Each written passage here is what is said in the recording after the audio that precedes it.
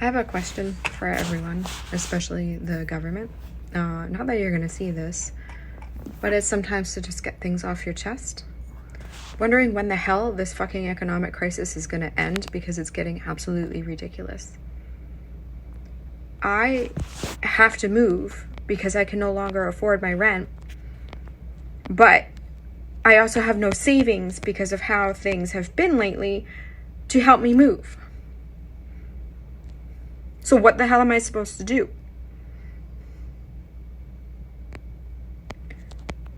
My beautiful daughter is old enough to make her own decisions. And I know this decision had nothing to do with me, but she decided that she wanted to go live with her dad for a little while. And that hurts enough. But on the other side of it, her dad is also not going to pay child support when that child is at his house, which makes total sense. But that also puts me in a financial deficit because I'm missing that money now. That I'm sorry I had to rely on to help me. I'm not saying this to gain sympathy or anything like that. I'm saying it to just a lot of people are in my position at this moment where they're being forced to make decisions they thought they would never have to make. There's a lot of crime in my area because of this. There's break-ins, there's people being left homeless and turning to drugs to just help erase what is happening. And there's just a lot of crime, there's a lot of theft, there's obviously lots of things, break-ins for cars just to steal what change you might have left in your console or your cup holder or anything like that. And it's sad and it breaks my heart. But this is where we are. Nobody can afford to live. I have $3 in my bank account right now. I have never felt the pressure so much in my entire life, and my rent isn't fully paid. It's almost the end of the month. I have to move, and I don't have the money to move. But I also don't have the money to stay where I am. The upside of my daughter living at her dad's right now is because I don't have the money to feed her. I am very fortunate that my partner he manages a restaurant, so I can go to his and he feeds me. Otherwise, I don't eat very much either because groceries are too fucking expensive. This is humiliating. But this is where I am, and then I get to come to my job and put on a fucking happy face and pretend like nothing is wrong just to help these people that yell at me. Because they're feeling it too. I like my job. Customer service is hard, but I still like my job and I work for the most amazing people. But unfortunately, they're also feeling the pinch and they're not paying me what it takes to survive in today's economy, and it's not their fault. Things just have to change. Boo-hoo, bitch. Hey, shalom. First thing and foremost, I'm going to give all praises and glory and honor that's due to Yahweh Bashim, Yahweh Shai, Bashim Rakakwadash. Double honors to the apostles and elders, a great millstone and rule well.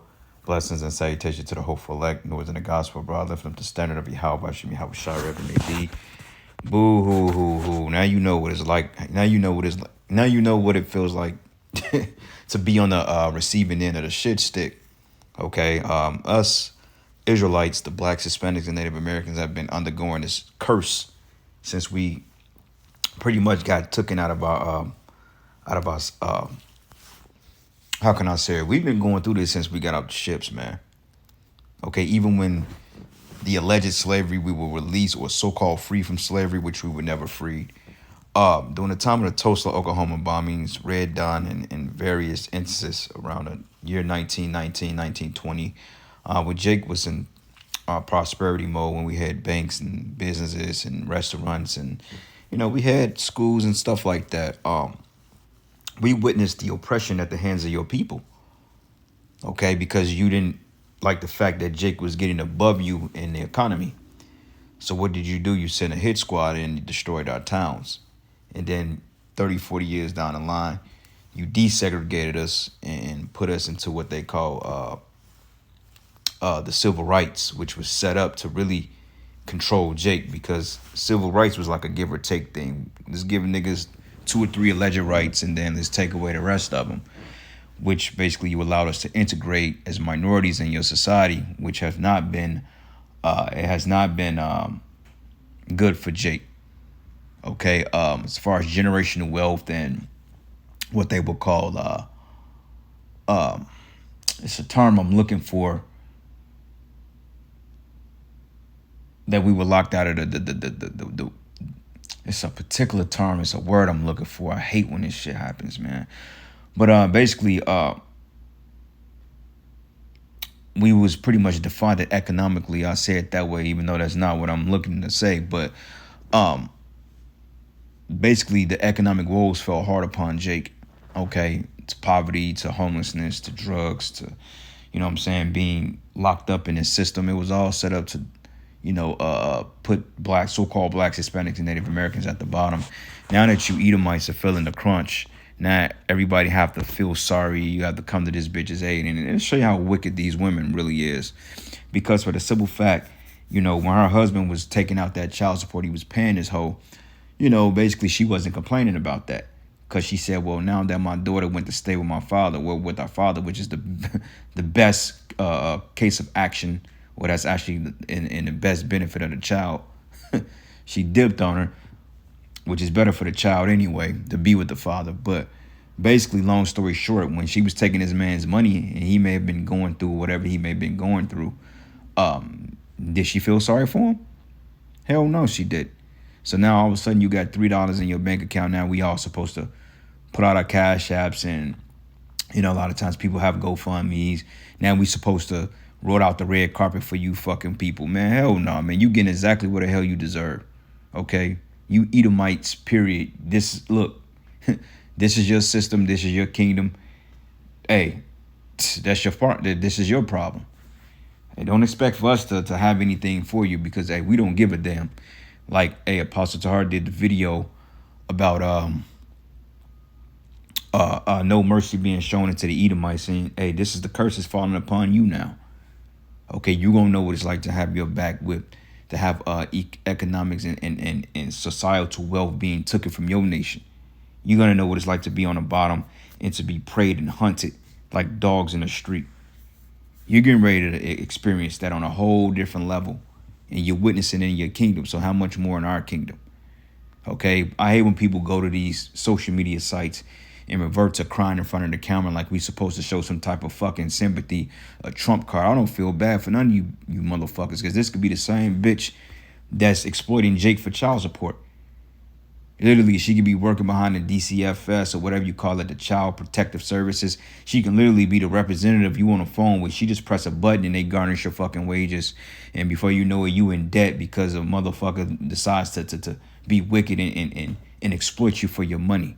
Now all of a sudden we gotta feel bad for you? No, good for you, man. And I pray more of this happening to you Edomites and you women in general, because this is the average woman now. Okay, they don't have any money. They don't have any skills, no resources in the jobs that they went to school for, that they've gotten accredited licenses in. All that shit is failing. So now they got to resort to one thing and one thing only. That whole action, or that mouth action. Because a lot of you are getting ready to go back into prostitution the legal, so-called legal way. A lot of you hide it under the gimmicks of going on dates and OnlyFans and, these particular dating sites to try to finagle men into spending money on you. But then again, it's going to come to a time you're going to have to hit that corner. Okay, a lot of you women, hey, Venezuela, you had doctors and nurses. I mean, bad women. Now they got to sell that box for cents on the dollar now. All right, and you ain't going to be getting no $200, $300 a pop like you've been getting. Oh, head and sex, $500 an hour. You out your fucking mind, bitch.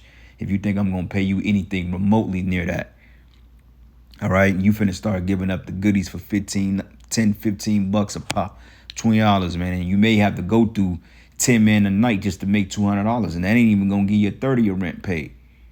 You know what I'm saying? So good for you people, man. I don't feel bad for any of you, because you deserve it. Now you know what it's like to be the new niggas on a block, man, okay? So anyway, I got a couple of precepts here. And this is referred to all you Edomites and our people. Okay, but matter of fact, ungodly.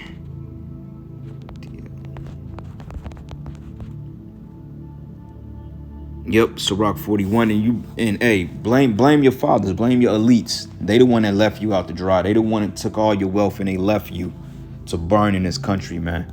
Like we saying, the elites, they don't give a damn about you, man. All right, so this is the book of Sirach 41:5. It says the children of sinners are abominable children, and she's an abominable woman, man. Just because by fault she's an Edomite.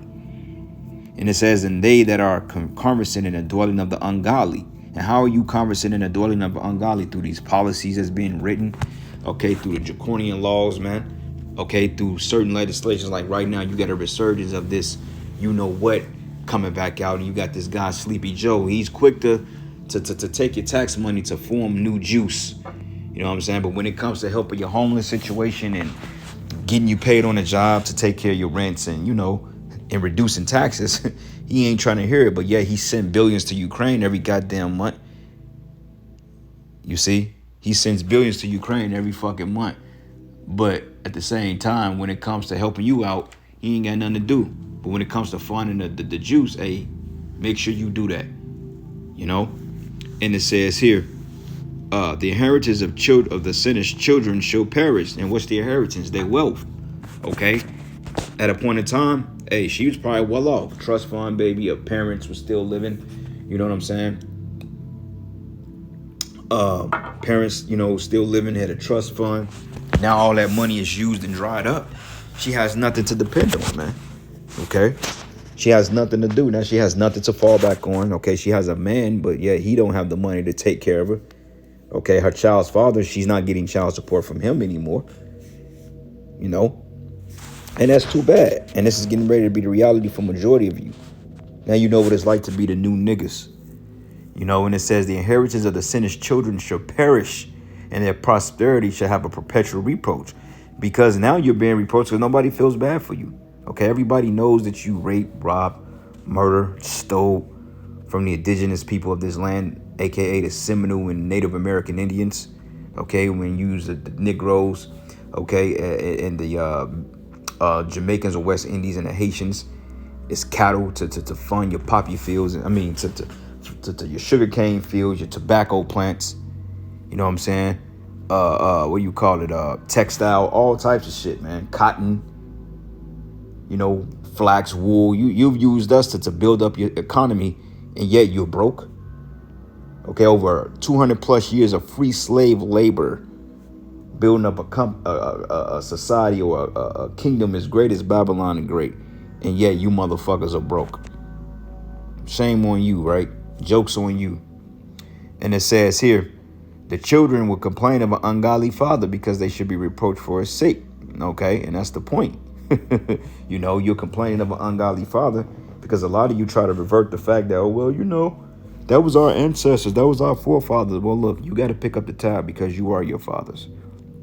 You know, but it says, woe be unto you ungodly men which have forsaken the law of the Most High Yahweh. For if you increase, it should be to your destruction. Okay. And you Edomites, you took on a false moniker of saying in God we trust, which we know you're talking about Satan, but you still took on that notion upon yourself in God we trust. So therefore, you have to get your just due, man. Okay. Because the curses are falling upon you Edomites now. And good for you. Okay. Good for you. All right, so this is the book of Deuteronomy 30, and I'm going to start at verses 7. It says, and the Yahweh thy power will put all these curses upon thy enemies and on them that hate thee, which persecuted thee. And the whole nation of Edom, small, great, rich, poor, young, old, whatever, have had the spoils of us, man. Okay, they've always had a thing out for us. Like the brother said, hey, you wasted your time. You built a whole kingdom just to get the birthright back from Jake, which is a waste of time because you couldn't get it back regardless. You were locked out of that blessing for good because you were given your blessing. How you gonna take a blessing and then you want to take our blessing? like as the sword. You've gotten your wealth. This is your kingdom, man. You've lived deliciously. You live in one time, and this show you that the Edomite is nothing but a child. He has a childlike nature, because let's just say if you told a child or a toddler, "Hey, look, you got 15 minutes to play. You got to come in." That child would be pissed off, man. Even though you gave him the time to play what he need to do, have his fun, and do as he please, he starts to throw a tantrum once his time is over. But the other kids didn't get a chance to go out and play. Why are you mad at the other kids? You've had your turn. Okay, you've had your time. It's over. Okay, for all you devils, every last one of you. All right, so this is the book of Deuteronomy 28, and I'm gonna start at verses. And this is applying to the Edomite now. When we read these curses, because we're coming from out of our punishment. Because you notice Jake is on an up and up, man. I mean, yeah, we still getting hit hard under the curses, but you notice it's far in between. We're literally witnessing the curses lift. So, hey, brothers, man, you know, like when things going good in your life, you already know the next hit is coming somewhere down the line. And yeah, you have to anticipate that. But now when you're having very far in between issues or particular curses that's over your life, rejoice at that, man, because look, we're getting ready to be delivered. So as we're getting delivered, the curses are going to lift gradually, though we're still under them, neck deep in them shits. But don't beat yourself up because, hey, the roof ain't falling. It's coming. But don't beat yourself up if you haven't went through a thing in a month after you just got a up situation, man, and you're doing the work. Count it all a blessing, because shit, who wants to run into the fucking curses every goddamn month? You know what I'm saying? You put a transmission in your car, then the engine goes out. You get that fixed, and then all of a sudden somebody come and hit the motherfucker. You in the gym, and all of a sudden you suffer an injury, your back go out, and you've been doing everything right, and your body just crashed. You get that fixed, now you back in top health, and all of a sudden now you getting hit with $300,000 worth of debt out of nowhere. Who wants to fucking live like that? I don't. But that's been our reality since we got over here. But that reality is slowly coming to an end. Okay, at least for the men of the Lord. But you 2/3 and you heathens and you women, you're getting ready to reap all that back. Okay, but it says, "Cursed should be thy basket and thy store." Okay, and Edomite, the money, she says she only has $3 to her name. She's working a job, and yes, she can't even afford to pay rent. Now she has to move. Now she got to go to the hood. You're going to have Edomites probably moving in O-Block in a minute, man. You know, the places that they walk by and scoff and puff their hand at. Now you getting ready to live among Jake. You know, like I tell the story when I was living in Chicago. Honestly speaking, like Edomites didn't used to go past Sox 35th Street. Okay, which is not Wrigley, Comiskey. I think they called it Comiskey at the time. You know what I'm saying? In the Bronzeville area. 35th Sox, man. Okay, you may see them going to 47th. And if you're lucky, they may go to 55th Street, because you got the Museum of Science and Industry. You got the University of Chicago. You got the hospitals down there. And then you got Hyde Park going over east. So they'll go there because that's a more uppity neighborhood. But now you got Edomites getting off the train, the 95th Red Line, bro. I mean, I'm talking about one of the most grimiest places in Chicago. We didn't got into so many brawls over that motherfucker, bro. Like, you got the Edomites riding the red line. Like, everybody know, if you are from Chicago, the South Side, everybody knows to stay off the red line. Okay, if you taking the red line, then 9 times out of 10, you gonna be tampered with. You got homelessness, niggas deal with drugs, smoke weeds, fights. The red line is by far the worst line that they have in Chicago. Okay, makes the green line look like like instant transmission, man. And the green line isn't that safe either, because it harbors the west side of Chicago. You'd be better off on the brown line, the blue line, the pink line, because they go to like Skokie, you know what I'm saying, and to like the by the airport. You'd be better off on that. But the red line, shit, you can forget about it, man. But it says, "Cursed should be the fruit of thy body and the fruit of thy land and the increase of thy kind and the flocks of thy sheep," man. Because like I said, now you're reaping what we've been reaping for fucking 400 plus years. You know, and it's getting ready to get better for us, brothers, man. You know what I'm saying? We can't always anticipate doom and gloom over our life, because the scriptures say, you know, as your mind thinking, you speak that shit into existence. You got to think positive. Yeah, we're under the curses. Yeah, we're going to have unfortunate things that happen in our lives, but that doesn't mean that you have to be in captive to that shit, man. We embrace for that, But we don't have to be held captive to that, man. You know, you can enjoy yourself for little things that you may have accomplished because you know the curses are going to take them. We're past that. Okay, and I'm not saying that the curses won't fuck up things you got going on. They always do. But like I said, we in a time now that the curses are falling upon these Edomites in these other nations. So let them deal with that. They deserve it, you know. And it says, "And curse should be without comers in, curse should be without goers out." And when you in our kingdom, you're gonna be fucked up, man. Even in this kingdom, you Edomites are literally cursed coming into the world now because you're basically the new Negroes. You know, why you think the baby boomers are crying now? It says, "The Lord should send upon thee cursing and vexation and rebuke and all that thou settest thy hand for to do, until thou be destroyed, and until thou perish quickly because of the wickedness of thy doings whereby thou hast forsaken me." And you Edomites was never with the Lord anyway. Okay? But nonetheless, these curses do apply to you, devil. So good for you. I don't feel bad for you. Okay? Because, hey, like we said, man, Yahweh Shem Yahweh Shai is sick of your shit. Okay, it's about time for you to get up out of here, man. You've been here too long. You know what I'm saying? I look for the day when I ain't gotta see or smell or think about you people. Okay, I'm talking about from the greatest to the least. All you are a race of goddamn devils. Okay, a race of goddamn devils. And any Jake that accepts you to this day, may the Most High do away with them too. Because the only people that seem to have a fucking a heart for you people is our stupid ass people. You know? There's always our people that want to be a super savior for you fucking Edomites, man, when you never gave a shit about our people. But that's cool, though. They're going to die right along with you. Good riddance to both of you. All right. The book of Isaiah 32, and I'm going to start at verses 9. It says, "Rise up, ye women that are at ease," man. Okay. And she's a woman. And this goes to all you women. Our women, their women, the East Indian, all you women, man, getting ready to catch hell. Okay, all you fucking you coolies that left your countries, man, that left India. You came over here to live the life of the Babylonian whore. Then guess what? This applies to you too. Okay, a lot of you Iranian women, a lot of you Arab women, your fathers disowned you and he let you and sent you over here to rot because you didn't listen, you didn't take wise counsel. But it says, "Give ear unto my speech. Many days and years shall ye be troubled, ye careless women. For the vengeance is fell, and the gathering will not come." Okay, the vengeance is fell, and you heard what she just said. Becky. You know, like, hey, one brother in the comment board say, "Hey, lace up yourself by the bootstraps." Yeah, lace yourself. Put on your big girl drawers. Put on your independent drawers and go out there and get it. You know what I'm saying? Go get that back broke out, blown out for $15 or $20 a pop, man. Go and make you $100 for the day. And then take your ass back to Walmart and work your door greeting job, making $9.50 an hour. Go ahead. You know, because we don't feel bad for you niggas. All right. There was one precept a brother posted on here that I found very good.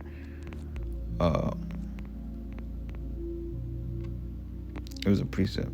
Yep, Isaiah 24:11, it says, "There's crying for wine in the streets, all the joy is darkened, and the mirth of the land is gone." Yeah, see, and it don't feel good when the shoe is on the other foot. You know, it said it don't feel good when a rabbit got the gun. You remember Elmer Fudd, that Edomite, he was always hunting Bugs Bunny, but it don't feel good when a rabbit got the gun. Now do it. You know what I'm saying? Now the world has to come to an abrupt halt to cater to her fucking feelings, because you want to go to social media and cry. Now the world has to stop now. Now we have to stop the presses and tend to this bitch. You out your goddamn mind, man. Good for you. And brothers, keep putting curses up on these devils, man. Continue to ask the Most High to put hell on them in their situations. May they all go down, and they all gonna go down. Okay? Fuck them. And it says here, "The vengeance of fell, and the gathering shall not come. But trouble ye women that are at ease, and be troubled ye careless ones.